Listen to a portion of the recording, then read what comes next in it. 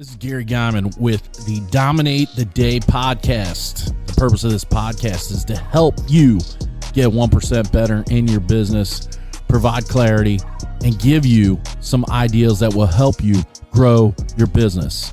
If you're ready to dominate the day, let's go. Dominate the day, that's what we're about to do. If you don't want to dominate, then this podcast ain't for you. But if you are, then keep listening, cause every single damn day, the mission is to dominate. You already know we're here to dominate the day. So if you want to dominate every day, then let's go, it's time to grow. This is another episode of Dominate the Day. What's going on, Dominate Nation? It's that time again. Time to dominate the day. This week we're going to, if you're watching this on YouTube or any of our video stations, you're going to see me and then an older version of me to my right. I would say younger and better looking, but onward. I'm the more polished version. Sure. Anyway, so we got here at the Dominate Studios, which we really don't have studios anymore because I record everything in my office, but we pulled out the good old Rode and mics that are hot. These mics are hot. And Tyler and I are going to jam for maybe 30, 35, 40 minutes and give you guys some interesting perspective maybe on selling, because that's what Tyler does. And at the same time, he knows the home service space because he was involved in our company for the last, 2.5 or so years before we sold. So, and then when we did sell, he managed the company that took over for almost a year at that time. So understands the business. But what we're going to talk about is, first of all, we're going to get to know Tyler a little bit and find out kind of what his background has been, what he's currently doing, and then we'll get into talking about converting motherfuckers to money. Sounds good. 'Cause that's what people want to know about, right? It's always about money. So tell us, Tyler, what tell us a little bit about your background and what you're currently doing. Okay, so I've pretty much been in sales since I was 22. Did retail sales, which is very easy, and that kind of escalated me to look for harder, more better opportunities, I guess, and went on to freight brokerage for about 2 years. That was a lot of cold calling, a lot of just... What's a lot of cold calling? Let people know what a lot is. A lot is 100 cold calls a day or 3 hours of talk time, and the object of the week was to book $10,000 in revenue. 100 calls a day. 100 calls, and let's be honest, about 70 of them went unanswered. Yeah. So we'd probably hit 150. Yeah. All sourced from like just Google, make it a spreadsheet. It was just 2014, 2015. So, we were just Googling, putting together a sheet, going off of distributors, shippers, that kind of thing. Now, the transportation industry the last, 3 or 4 years has been hot. Yeah, so it's been... What was it like then? It was tight. So there were more drivers than there were shippers. So essentially the shipper had all of the control. So we were calling people. They had 50 people on their list. And I would be like, hey, I'll put you on my list. Something happens. Boom. I'll give you a call maybe. So it was relentless follow-up and just calling people and hoping they had an issue. Yeah, you basically were calling to see if they had pain right then, right, that maybe you could fix or solve. Right, and then hopefully you could turn that one time into 2 times, into 3 times, and then, a long-term relationship. So what were some big wins that you got during that period? So my biggest win was probably Crystal Geyser Water. They do bottles of water. They ship them, they're heavy. What I didn't understand was that because they are water, they are so heavy, and people don't like to haul them, especially in the mountains. So I won. Benton, Tennessee is one of their plants. I won about 10 lanes, and I for the first 6 months I was making a decent amount of money because I priced it correctly. But what you don't know when you're young, when you don't know what you don't know, is that the lane will flip. So I went from making money to losing money. So then I also got Mubia, a big manufacturer, and we just did We would take empty trailers from Florence, Kentucky up to Dayton, Ohio, back down every day. Boom, boom, boom. So that was profitable. There was always something there. So those are probably my two biggest accounts. And then we had, one-offs of vegetables, fruits, whatever, what have you. So compare retail sales to phone sales. Like, what are the pros and cons of each? So the pros of retail sales is you will always have a customer because you have a big brand, or you have a brand, hopefully, that is bringing in clientele. And all you have to do is ask qualifying questions and basically offer what you have. You just have to offer it. It's a numbers game. As far as phone sales, you have to be confident. You have to be charismatic. You have to know a lot more about yourself and your service. So when I worked at Sprint, that was the retail sales part. All you had to know was a phone. People wanted it, why they wanted it, and you would just ask them, hey, so what do you use your phone for? Okay, cool. This is what you probably need. Use it for music. All right, here's a speaker, blah, blah. So when you're selling service for transportation or on the phone, I need to know what the market is. I need to know, what kind of service that they're receiving and what kind of service they're expecting. And then I also need to know my team's limitations, because I can't overpromise and underdeliver, because then I'll lose my clients every day. So you need to know that. But also when you're on the phone, you can't be afraid of the no, because you're going to have to get through the no's to get to the yes. Nowadays, I call it sorting and not calling. You're just finding someone that needs you.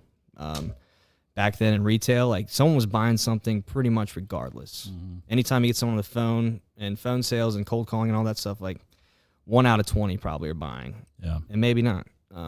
So it's a tougher game. You got to be more relentless, and you can't have a thick skin, really. And then also you can't sound, you got to be confident in what you're saying. I'm never going to buy anything from someone that says, well, maybe I can do this for you. Well, I want to know what you can do for me. Right. So tell me. Yeah. So that's the biggest difference.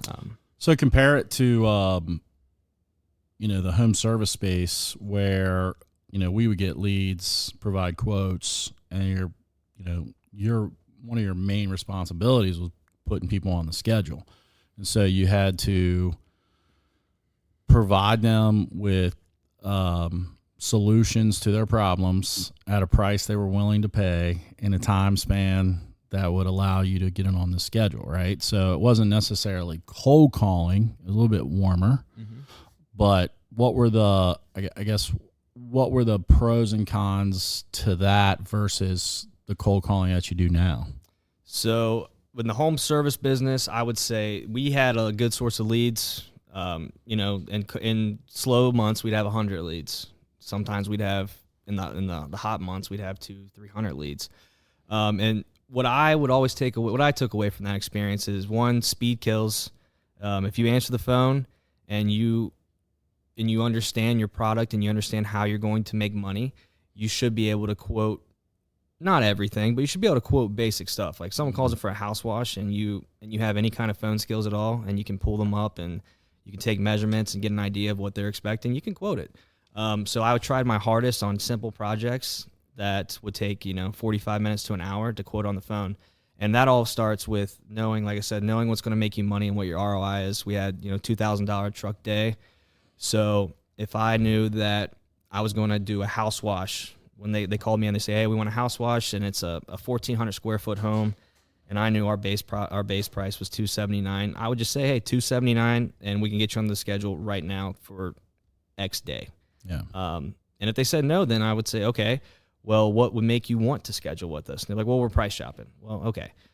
We can get you on the schedule today. I'll reserve that for the next couple hours. And if you don't call back, then we're just going to put you on a drip. Well, I didn't tell them this, but we're going to put you on a drip. And if you want to schedule later on down the road, you'll probably have to wait 2 to 3 weeks. Right. So speed kills. Knowing your numbers is imperative. And then just following up with people. Like, we had the response bid, which would send out X, Y, and Z follow-ups through email, through text, whatever. Did it text? Didn't do text then. No. Wish they would have. So I did text. I would text them. If I gave them a quote the next day at least, or at the end of the day, I'd follow up by a text saying, hey, did you get it? What are your questions? And we can book you X, Y, this date. Sometimes they'd respond. Sometimes they'd say no. And I'd ask, why?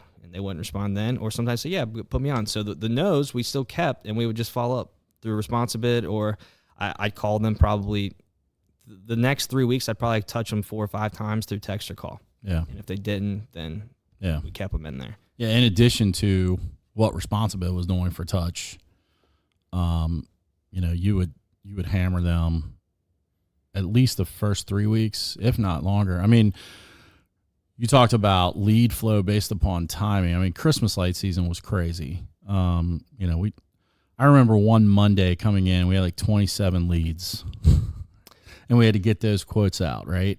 But Christmas lights was a different customer than pressure washing. Right. Because people would call and they would think, oh, I can have lights on my house for $500 or $400, and they'd want the whole thing lit up versus, pressure washing, average ticket, $500-600, average ticket Christmas lights, $1,400. So there was a qualifying process that you did, as well as understanding what their need was. Right. And the Christmas lights were more time sensitive because people want to show off. They want them on Thanksgiving Day or the day after Thanksgiving. They want to enjoy the lights. Right. So that's why speed right there kills, because if you get a customer that calling you in October and you don't respond for 5 days, they're probably going to go with their landscaper or something, because they want it. They're seeking it. Yep. I mean, he has a 30% close rate, but those leads were way more valuable, so you wanted to call them a lot faster. And they were valuable for the rest of the year too. Yeah. I mean, I'm sure we turned those into gutter cleanings and some house washes. And I didn't tell you this. I got an email the other day from a customer that we've done a lot for. And she said, "Hey, Tyler, I'm ready for my my every 2 or 3 year house wash." I was like, we don't do it anymore. Was it Stacy? No, it was Corey Freud. Oh, yeah. Yeah, so she was like, and she didn't respond. I was like, "Oh, I'm sorry." But anyways, so those people still, because of our follow-up and our interactions with them, they still email it. I gave her a referral, and I'm sure she called them. So one of the tricks that I did with Responsibid was I swapped out email addresses that we sent from.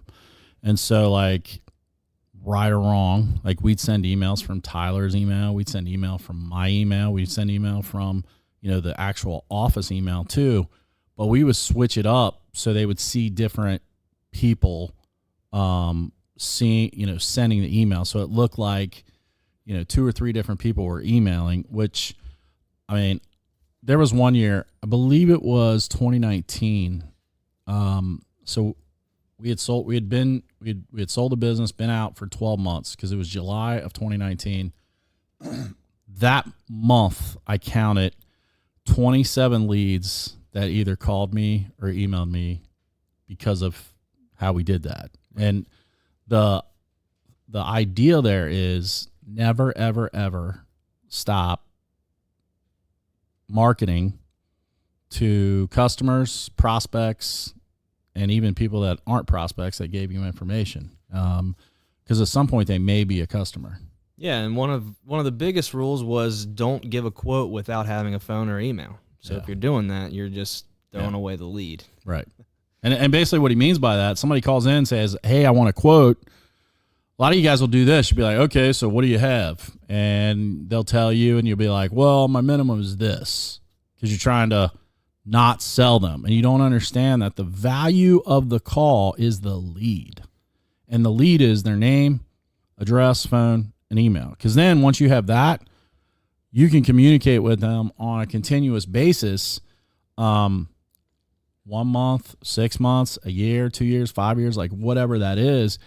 And really, when we sold our company, the value of it was based on the size of the database. And something that goes along with that, so we bought another company in 2017 before we sold, and I bought that company. It was funny because somebody messaged me literally the other day, and it was asking me stuff about that company that we bought. And because the company we bought was from an individual who was pretty well known in the business. And I bought that company solely for the database. Like, we didn't buy any equipment. We didn't buy their trucks. I bought the database, website, YouTube channel. That's all we bought, because trucks were old. Equipment was old. I didn't care about that. And we solely bought that company based upon database and his website. And so while we had, equipment and trucks that had significant value, you assign value of a sale to different things in the company. assets, online assets, or intangible assets, they call them, and then goodwill. And so goodwill and intangible assets accounted for 70% of our sales price. And it's because of the fact that every time somebody called, we got their information. Always. Probably had, what, like 20,000 records or something like that? It was a lot. It was probably like 15, 16, but yeah, it was a lot. And you could always run some type of campaign and get people to be interested in something. Yeah, like June, July, August, we'd always run one, and we'd be slow, and then all of a sudden we wouldn't, and then we'd be slow, and then all of a sudden we would. We did that with a gutter cleaning campaign in October for November, and between commercial and residential, like, had a stupid busy. Of course, it was Christmas light season too, but had a stupid busy gutter cleaning month just because of running emails and communication to that list. And so the value of your company is based upon how much data you have. You look at some of the largest companies out there, Amazon, Apple, Uber, Tesla, like, they have data. They know, Amazon knows when you're going to buy something before you buy something. That's the value of their company. Yeah. So it's important to do that. Dominate the day, that's what we're about to do. If you don't wanna dominate, then this podcast ain't for you. But if you are, then keep listening, cause every single damn day, the mission is to dominate. You already know we're here to dominate the day. So if you wanna dominate every day, then let's go, it's time to grow. This is another episode of Dominate the Day.